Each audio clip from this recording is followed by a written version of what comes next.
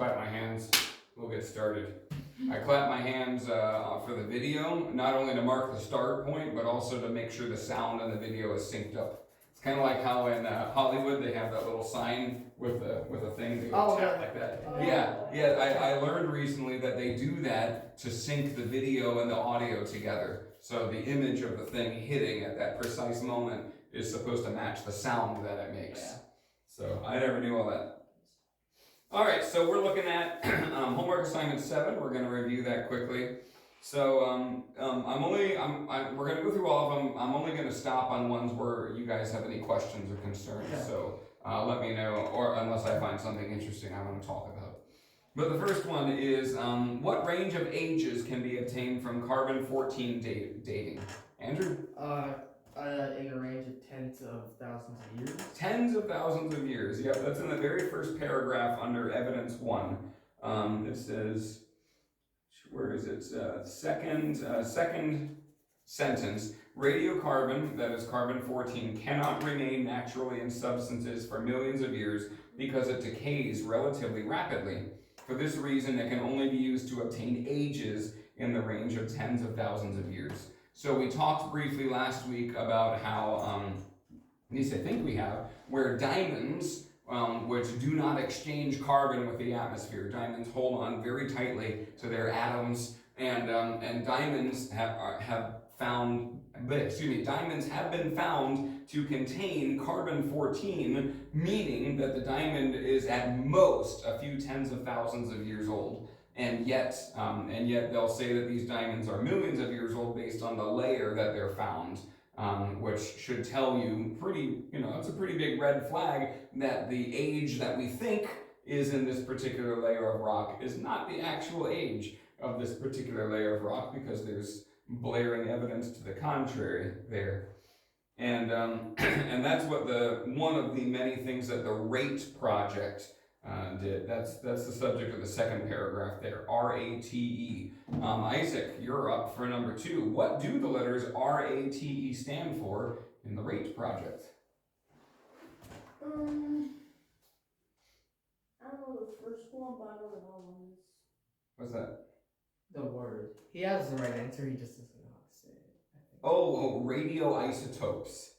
Radioisotopes. And the age of the Earth. Age of the Earth.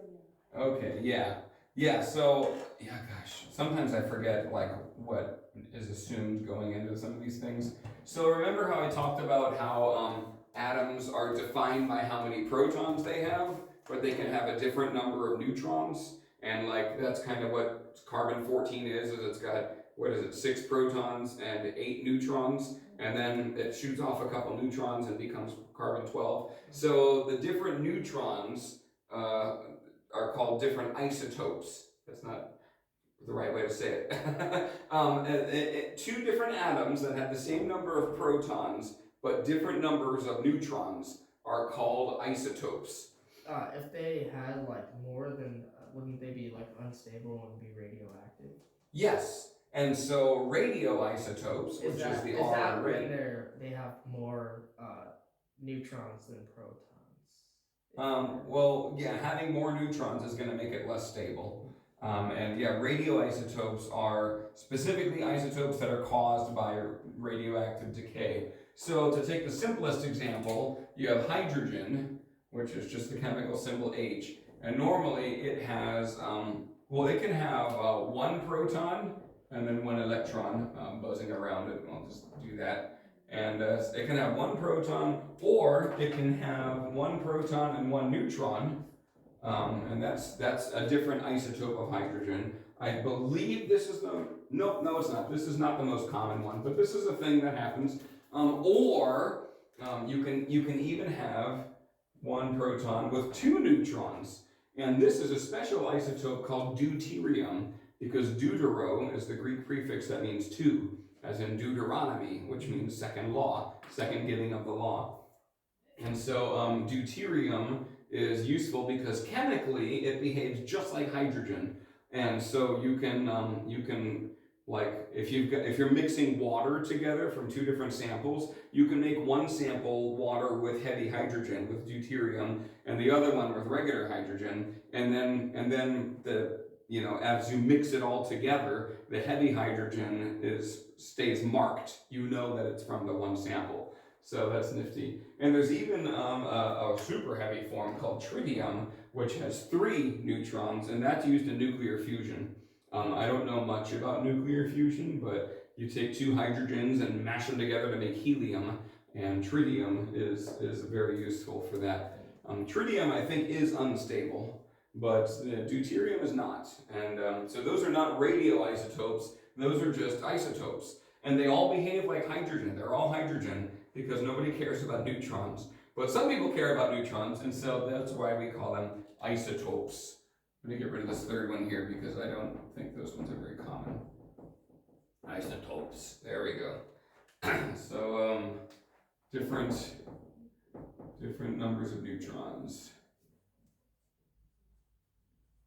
Yep, but neutrons don't carry a charge, so they don't have a lot of effect on chemistry. They just make a atom radioactive or not? I mean, they're just what it is. I don't know. Yeah, neutrons. Again, I'm not a nuclear physicist, but my understanding is that neutrons help the protons to stick together. They're sometimes called gluons, which has the same root as the English word glue, meaning they help them stick together. Obviously, if you've only got 1 proton, you're not sticking it to anything, but that's just how nature is. Some protons got some neutrons and stuff, and we need a way to differentiate that, so we call them isotopes. And then some isotopes, like carbon-14, are radioactive, and they will decay into carbon-12. And so we call carbon-14 and carbon-12 radioisotopes, because they're related to each other by radioactive decay. And radioactive decay is when crap gets shot off of the atom, because it's just too much. Okay, number 3. Andrew, how old do evolutionists believe the diamonds in the Earth's crust are? 1 to 2 billion years old. 1 to 2 billion years, yes. And Isaac, what is the maximum possible age that the RATE project found for these diamonds through carbon-14 dating? 55,000 years. Very good. So on one hand, you have the age is got to be less than 55,000 years, and the other one, that's what observational science actually tells us. I'm going to define observational science a little later this year, but to put that into perspective, they say that it equals. I'm going to put 1 billion. I want to put it with all the zeros so you can get a feel for the difference here. Okay, so evolutionary theory says the diamonds are this old. Actual reality, like that we observe in the present day, says that they are at most this old. Why So did they still believe that then if they got proof? I don't know. They believe it because they have to. Because if they reject the extremely old age of the rock layers, everything falls apart with the theory of evolution. We're gonna talk about. I'm hoping that we'll get to the actual biological theory of evolution today, which is at the heart and soul of this whole debate, and we'll talk about why that is. Number 5, we're moving on to the moon. At its current rate of recession, that is, its rate of moving away from the Earth, at its current rate of recession, how far would the moon have moved in 6,000 years? Andrew? 800 feet. 800 feet, right. So that's like nothing. The moon is, I think it's several million miles away from the Earth. It's not going to touch the Earth anytime soon. Yeah, 800 feet is like nothing. But number 6, Isaac, this one will be for you. At its current rate of recession, what is the maximum age the moon could be before it would be touching the Earth? 1.5 billion. Very good, yeah, 1.5 billion years. So basically, you've got the Earth here. There's the curvature of the Earth. And then you got the moon up in orbit there. It's got the little craters all over it. And it looks like a chocolate chip cookie. And it's going around in its orbit. And every year, the orbit gets a tiny bit farther from the Earth. I'm grossly exaggerating how much farther it moves here. It's not much farther, but it is measurable. And we have measured how much farther away from the Earth the moon gets every year. And yeah, it's roughly 800 feet every 6,000 years, just going off of that last question. And so we can use our dating logic to do the same thing. You know, we've got a thing, we're observing where it is, we're observing how it changes, so let's work it backwards, right? So if it's here next year and it's here this year, then it'll be here last year, and it'll be here the year before, and you can calculate out how, you know, what the orbit would be, but eventually you hit a bottom. Eventually the orbit is here, and then it's like, well, that's the surface of the Earth. It can't get any closer to Earth than that. So, and of course, nobody thinks that the moon just like kind of spun off the Earth like that. Yeah, even the evolutionists say that something hit the Earth hard and that launched the moon into its orbit. So it's ridiculous to think that the moon could even be as old as it would be to start off down here. But if we did take the ridiculously old age that it could possibly theoretically be, we're at 1.5 billion years, which is still quite a bit younger than evolutionists say that the moon is. Because most astronomy books, I'm reading from the article here under evidence 2, most astronomy books teach that the moon is over 4 billion years old. So like, that's not possible. Unless something is drastically affecting its orbit, which there's no evidence of that, then it's just not possible. Okay, number 7 is on the decaying magnetic field.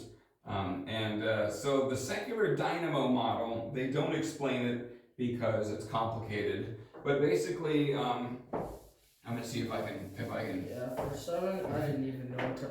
I think the question just confused me because I thought they were asking what it was called. Yeah, I tried to make the question in such a way that it's easy to find the answer, even if you don't know what it's talking about. But the bottom line is the Earth is like a giant magnet. And, oh, come on now. And so these are like the magnetic field waves that come around it. If you had like a bar here with north and south, that's what it would be. The Earth is a giant magnet. And the field lines go right through the Earth along its axis. And scientists aren't quite sure why the Earth has a magnetic field. But one of the models that tries to explain why the Earth is a giant magnet says it's because there's a bunch of stuff moving around in the core of the Earth where it's liquid. Isn't there like metal in the core? Yeah, we're pretty sure there's metal in the core. We've never seen it, but we have some decent observations to that effect. And you don't know this, so I'm just telling you this. When electrons move in a circle, they make a magnetic field going this way. So if the circle is flat, the field goes like this. So imagine this circle is flat, and that would be making the field. And since the Earth is moving in a circle, you figure there's crap inside of it moving in a circle, and that's it.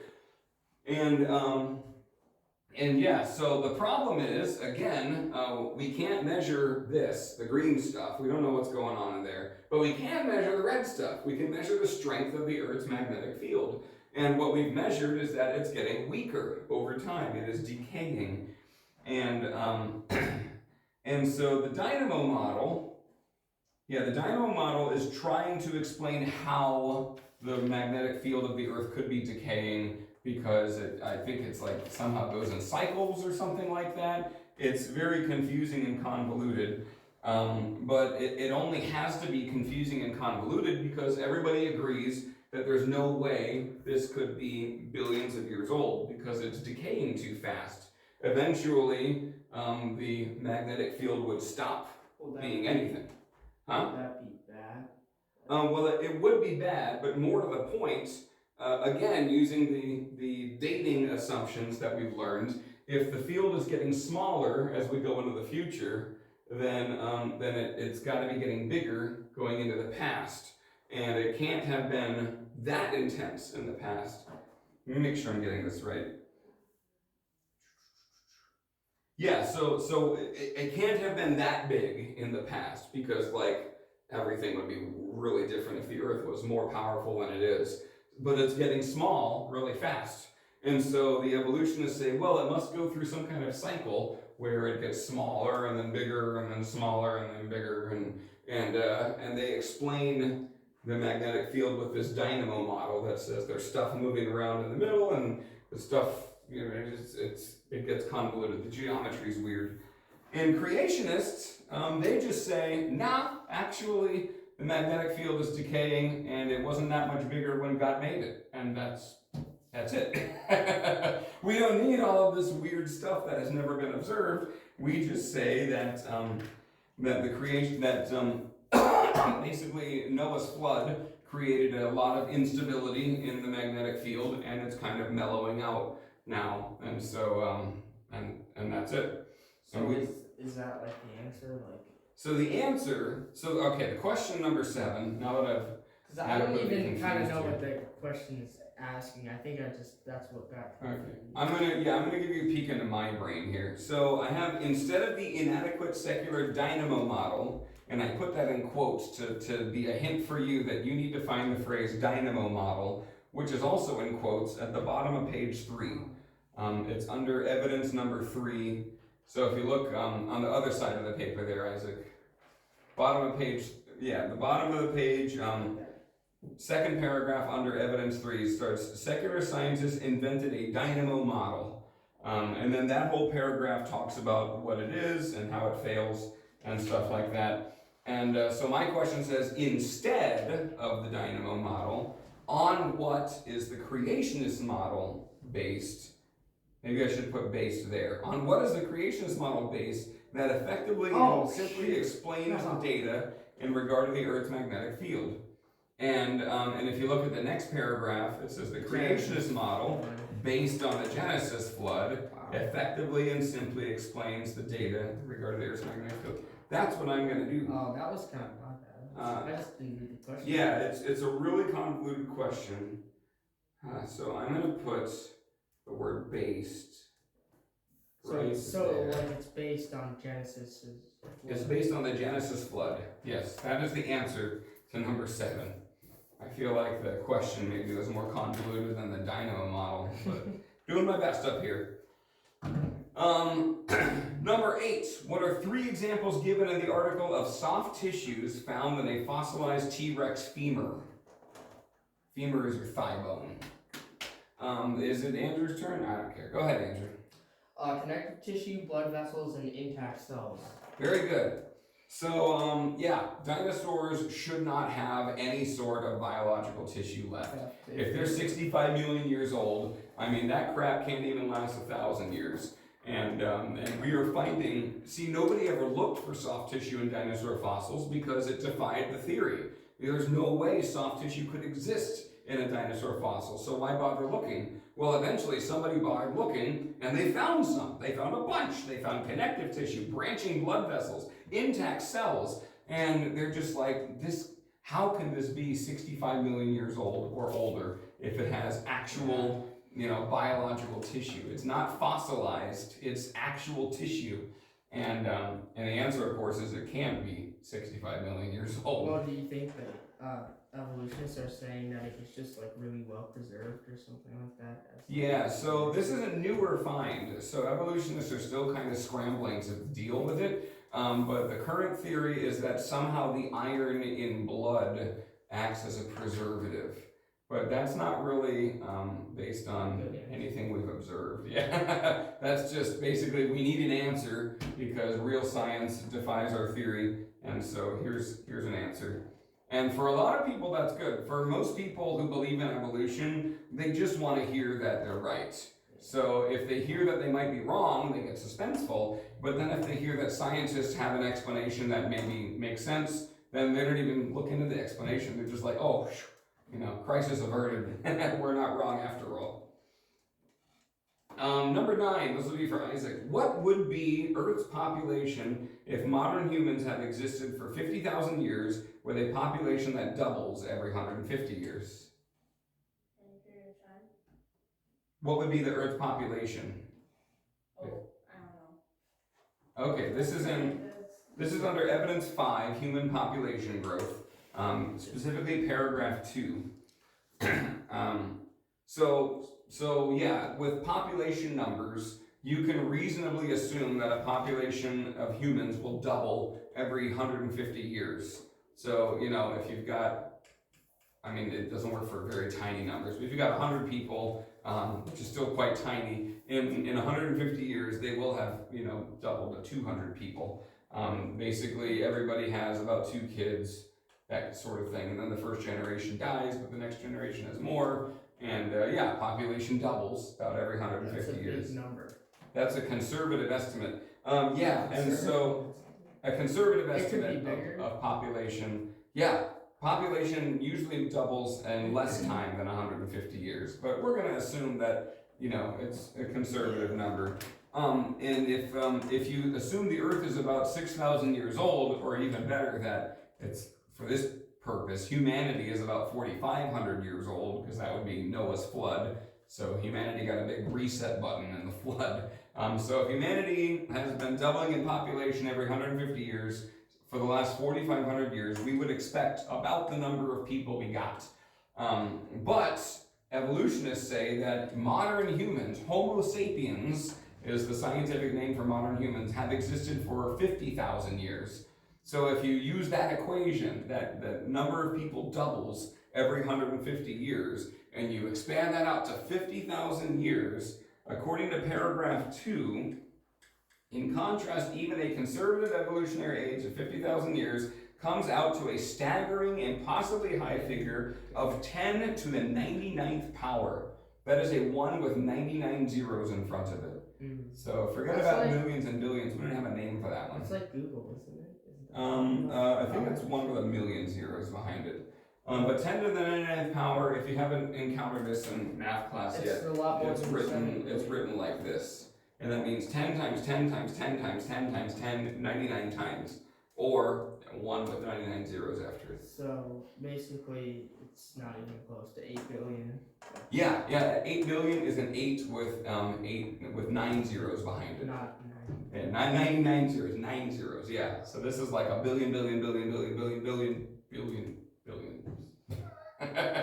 It's ludicrous, yeah. So if humanity has existed for 50,000 years, which evolutionists claim we have, even though we somehow didn't get around to inventing writing until about 4,000 years ago. But if we've existed for 50,000 years, we should expect this many people on Earth. And this would be an overpopulation problem. Yeah, but we got to send people to space. we would have a history of mass extinctions and stuff like that, and we don't. It's not borne out in history. So yeah, so that's one other evidence against an old Earth. What are the number 10 as that should have looked familiar. Evidence number 6, the tightly folded rock strata. I had you do a whole article on that for last week. What are the only known ways for rock layers to bend without fracturing? Andrew, back to you. Sediment not fully hardened and extreme heat. Yes, very good. And then we talked, this is 3 paragraphs that are summarizing that entire article we read last week. And really each of these could be expanded out into a much more robust piece. The whole point of this article is just to give you six pieces of evidence, back to back, about pieces of evidence serving the point that the Earth is not as old as the theory of evolution says it is. And then finally, number 11, Isaac, what must be our ultimate authority against the unstable foundation of human reasoning? God, specifically, in the article, God's infallible word. That's the first paragraph under the conclusion, which is headed, does the age of the earth really matter? God's infallible word must be our ultimate authority, not the unstable foundation of human reasoning. So when I give a long question, what I'm really doing is I'm feeding you as many words as I can that indicate where it is in the article. So if I say, against the unstable foundation of human reasoning, you say, gosh, that wasn't necessary. The question could just be, what must be our ultimate authority? But I asked, what must be our ultimate authority against the unstable foundation of human reasoning? So you should ask, why would I bother typing all that out? Well, it's because that's right out of the article. God's infallible word must be our ultimate authority, not the unstable foundation of human reasoning. So that whole unstable foundation of human reasoning is just a big fat hint for you, my gift to you, of where to find the answer to the question in the article. Okay, any other questions? Let me collect your homework back up. Today, first of all, let me ask, so we've been talking about the age of the earth, and I think we've established pretty well that, for one thing, the Bible says the earth is very young, and that goes against the assumptions of modern science. But we've spent the last 2 weeks looking at how the assumptions of modern science are wrong, and how actual observed evidence indicates that the earth is in fact young, the way the Bible says, and not old, the way the theory of evolution demands. So to that end, do you guys have any other questions? No. Okay. There's one thing I do want to bring up in terms of how we talk, because last week one of you mentioned that something is proof of something, and we can't really use the word proof because we weren't there.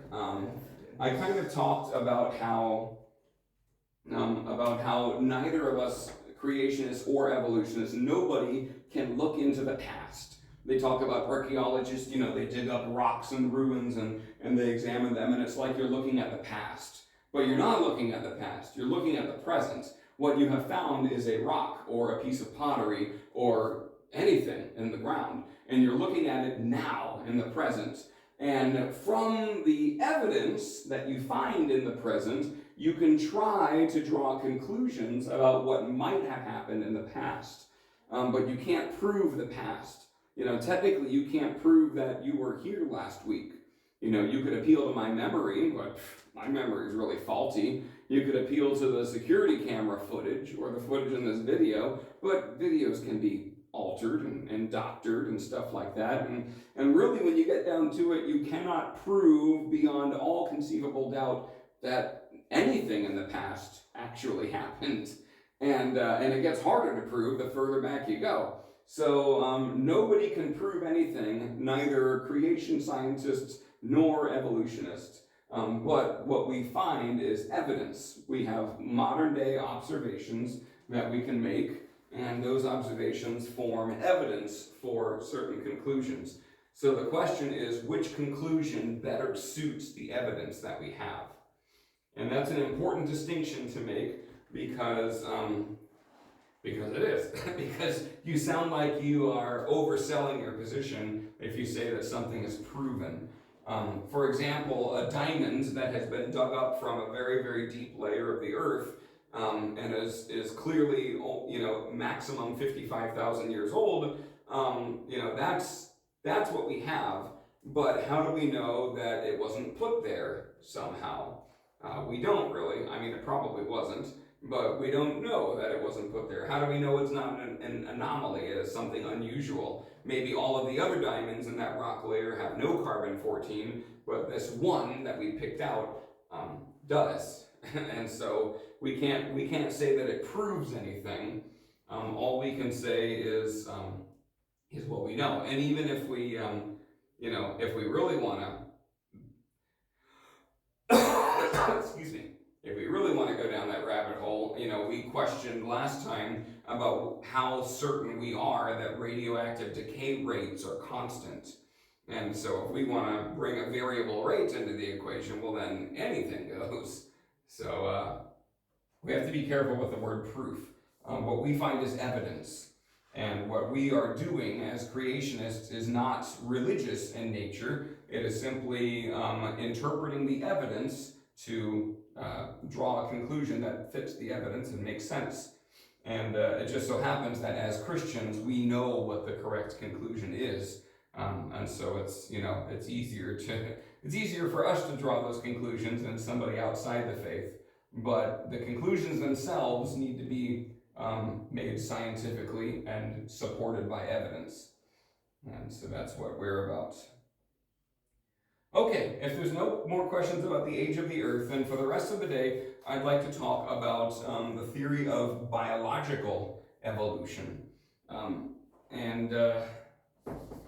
Yeah, shucks, I should have segued into historical and operational science. I know I just introduced biological evolution. Let me go back to this for just a moment, because there's one other really important point that I want to make. which is that there are two kinds of science. There's lots of kinds of science, but we're going to be looking at two very basic kinds of science. So when critics say that, or when critics hear that Christians reject the theory of evolution, a common thing for them to say is that we are anti-science, that we don't like science. And that's not true, but here's the problem, is they don't recognize that there are two different kinds of science. There's one I'm going to call operational science. And for the record, I'm putting this on page 61 in your workbook. There's a yellow bubble about the difference between a theory and a law, and that's a stupid thing to talk about. So instead, we're going to talk about the difference between operational science and historical science. I'm going to put that a little lower. I'm going to explain what these things are, so I'm going to leave room for that. Historical science.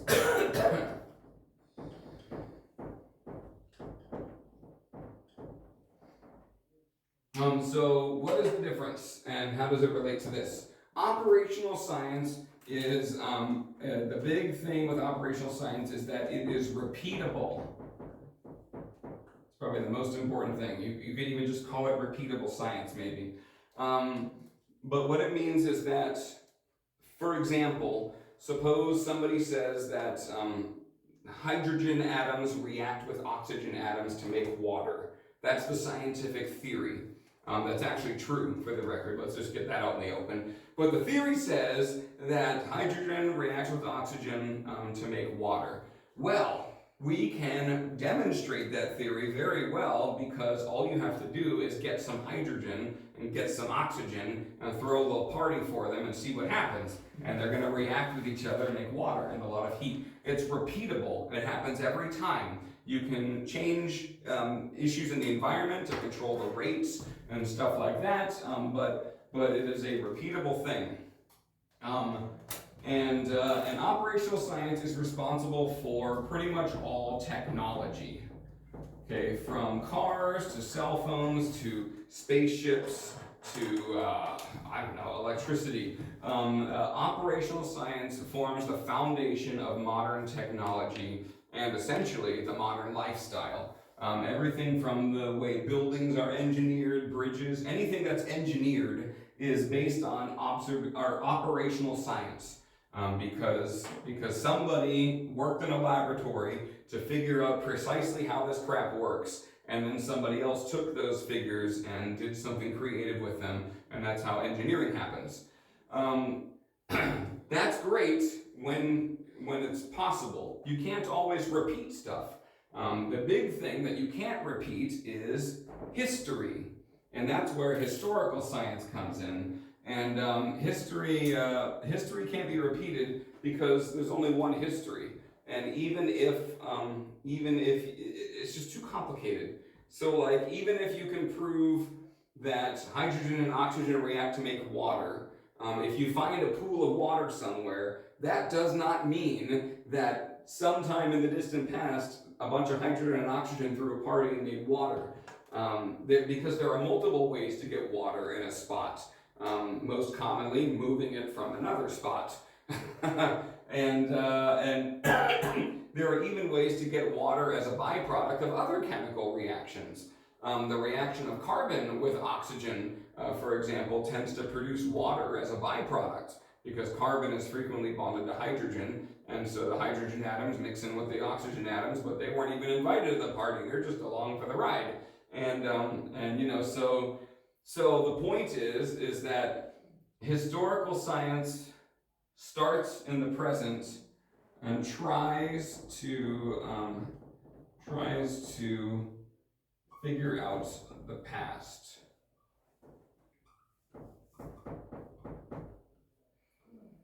I think we talked a little bit about how God is the ultimate cause of everything. You know, you've got this thing in the present, well, what caused that? Well, what caused that? Well, what caused that? Well, what caused that? And you go back all the way, and God eventually caused everything. Well, historical science tries to figure out those intermediate steps. You know, a thing is the way that it is.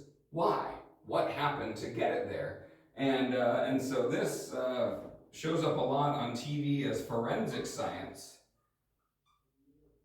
So courtrooms rely on this, is the killer's DNA on the murder weapon, for example. And if they find the DNA, that is very strong evidence that the killer was in fact holding the murder weapon. But was he holding the murder weapon during the murder? Or was the murder weapon maybe dipped in a pool of the offender's saliva to frame him or something like that? So even DNA evidence isn't perfect. But that's the whole point, is that historical science cannot be proven. I'm going to add here forensics, archaeology. That's a popular one. That's like the study of ruins to figure out what ancient civilizations were up to. Unprovable.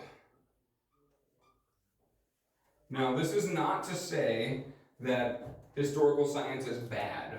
I'm not saying that it's bad. We've only got one history, and it's pretty important to learn what it is. So, by all means, knock yourself out with some historical science.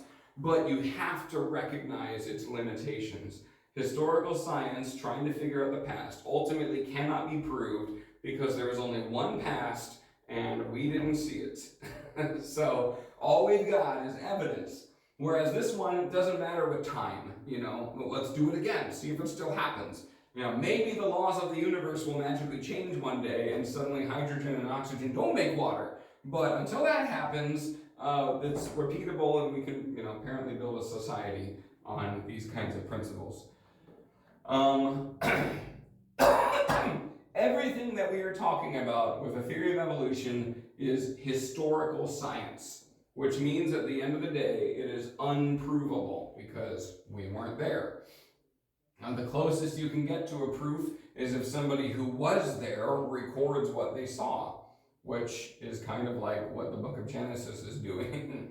The book of Genesis is written by Moses, but it's written based on an oral tradition that goes all the way back to Adam. Or written under the inspiration of God's Holy Spirit. But even if you take the Holy Spirit out of the equation, which you shouldn't, but the unbelievers like to do that, you're still left with a strong oral tradition going from Adam to Methuselah to Lamech to Shem I think Shem and Abraham might have coexisted. And then once you get to Abraham, he probably wrote some stuff down. Okay. All that to say, now, with 10 minutes left, I'm going to introduce the evolution of life. This is going to be starting on page 61 in your workbook. We're not going to follow the workbook very closely, obviously. But I want to hear, what do you guys know about the theory of the evolution of life?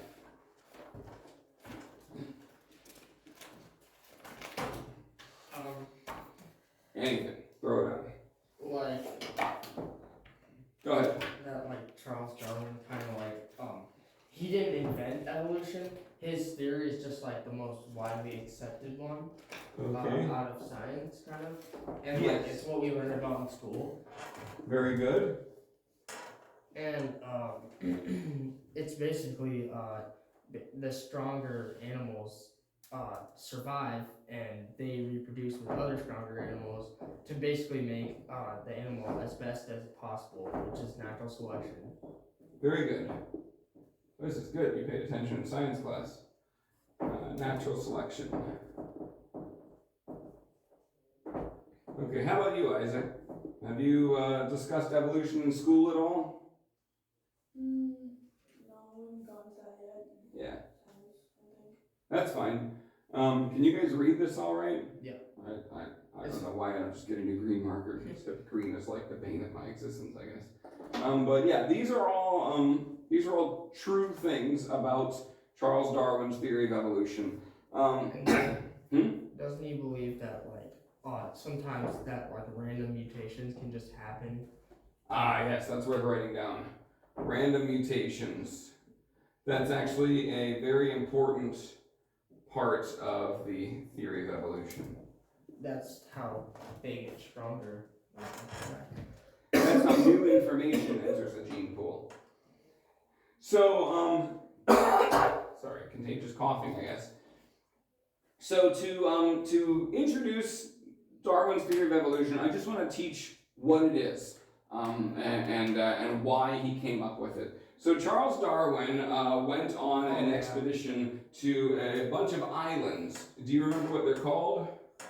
Oh, I don't remember. I remember that he had a lot of canaries on them, and like he studied all of them. Like, Finches. Finches, yeah. Mm-hmm. Yeah. And so, they all had different traits. Yeah, so Darwin explored the series of islands called the Galapagos Islands. And he lived, by the way, in the 19th century, so 1800 and something. And I don't remember when he wrote his book on the origin of species. I'll write that down up here. On the origin of species. I'm guessing he wasn't Christian. I'm guessing you're right. I didn't know the man. But in any case, yeah. Fun fact, the whole title of the book is On the Origin of Species and the Preservation of Favored Races. The theory of evolution is inherently racist. We've tried to massage the racism out of it, but was he basically just saying the best survive? Yeah, basically. He believed that the different human races were descended from different kinds of apes. The intelligent chimpanzees were the ancestors of the white people, and the big, stupid, brutish gorillas were the ancestors of African people, and the orangutans, which I don't know what orangutans are famous for, but they're the ancestors of the Asian people. That's not true, because if they evolved into humans, then they wouldn't be around today. Yeah, well, that's not necessarily true either. But let's get back to the story here. So Charles Darwin, he goes to these Galapagos Islands, and the unique thing about them is that they are pretty far away from any major continent. I think they're in South America, or like off the coast of South America. They're pretty far from a continent though. And what he found was that on one island, there were birds, there were finches that had beaks that were really big, like this. And they were especially well adapted to crunching nuts. They're big and they're thick, and they, just break the shell off of that thing and get at the nut. And they thrived on this island, which guess what grew on this island? Nuts. Yeah. So the island with lots of nuts had lots of birds, lots of finches, a specific kind of bird, a specific species of bird. I think it's a species. They can crossbreed, so in the Bible they'd be kinds, but they can crunch on nuts. And then over here, he found on this island a population of finches that had long, skinny beaks, like this. And these beaks are really good for getting bugs. They can stick the long beak into a hole in a piece of wood and nip a little bug and pull it out and then munch it down. And wouldn't you know it, but on this island, there's a whole bunch of bugs that live in tree holes. And this isn't the best drawing, but it's basically same bird, but different shaped beak. And he found that out for lots of different kinds of birds. I don't remember the other kinds of beaks, but he had like 6 or 7 at least that he illustrated and diagrammed. And basically what he found was that every island had a population of finches that was suited for the food that was available on that island. So the nutty island gets the nut-crunching finches, and the buggy island gets the bug-munching finches, and stuff like that. Yeah, oh yeah, sure. There might be a fruity island with some fruit-nomming finches. I don't know what a fruit-nomming beak would look like, but anyway, here's the revolutionary thing. Charles Darwin said, you know what happened is I bet a long time ago there was a single pair of finches, or maybe a single flock, a small population of finches were blown by a storm, like a really bad storm, way off the mainland, and they came to these isolated islands. And they probably would have been lost at sea and died, except for these islands. And the islands are way too isolated from land for there to be any traffic between them, but the birds could fly from island to island. And his thinking is that there is some parental pair of finches that who knows what their beaks look like exactly, but they bred, and they were the ancestors of all the different kinds of finches that Darwin observed. And so he basically is making up historical science. He's making an observation of the present, and he is drawing conclusions about the past. And in this case, he is saying that all of these different species of finches are all descended from the same mated pair, or perhaps the same population that blew onto this environment in a freak incident many years ago. And then from there, he said, well, if that's true, and we certainly have evidence that it is, then who's to say that these guys are not descended from a common ancestor of other kinds of birds? You know, maybe all birds have a common ancestor that is going back even farther into the past. And then if you zoom out on this, you eventually get a whole tree where you've got modern birds over here that all have a common ancestor, and this one as well, I guess, and they meet up and have a common ancestor. And then over here you've got fish, are doing their thing with a common ancestor, and you got your reptiles and your mammals and stuff, and of course it's a lot more complicated than this, and some of the branches die off. But what eventually happens is you get this thing that looks a lot like a tree, where everything is going back in the past and finding a common ancestor. And if you go far enough back in the past, you'll eventually find that everything is descended from a single one-celled organism, a very simple organism from which everything else came. And that is Darwin's theory of evolution. He started by observing modern finches, and he drew a fairly reasonable conclusion about their ancestry, and then from there took it to an extreme, basically. He says, if this is true, then this is true, and this is true, and this is true. And this is called the evolutionary tree of life. That's what they call it. Not to be confused with the tree of life in the Bible, but rather this is just saying, here's the species that are alive today, and here is where we think they descended from. And we're going to have to end it there. Obviously, this contradicts the creation account in the Bible, because the creation account in the Bible says that God made the birds and the fish and the land-dwelling animals and stuff like that, more or less in their present forms, and that they were defined by being able to reproduce after their own kind. So you'll find that we do allow in Christian theology something like this, where a species becomes more diverse in a unique environment, but you will not find this, because at some point you get back to a single mated pair that was made by God, and they appeared literally out of thin air. Yes? Well, what doesn't make sense, if Darwin's theory was true, that would mean I could have one of my great grandparents as a pet, which sounds so weird. If it was descended from an animal, like a mammal, and it was just a small mammal, you could have it as a pet, and it would be your grandpa. That would be weird. That just sounds stupid. But of course, if the scientific evidence contradicts your values, you do need to consider that your values might be the thing that is wrong. So we'll let that sit for a week, and then we'll come at this from a more of an apologetic view next week. So good night, you folks at home. Ivy and Riker, hope you watch this.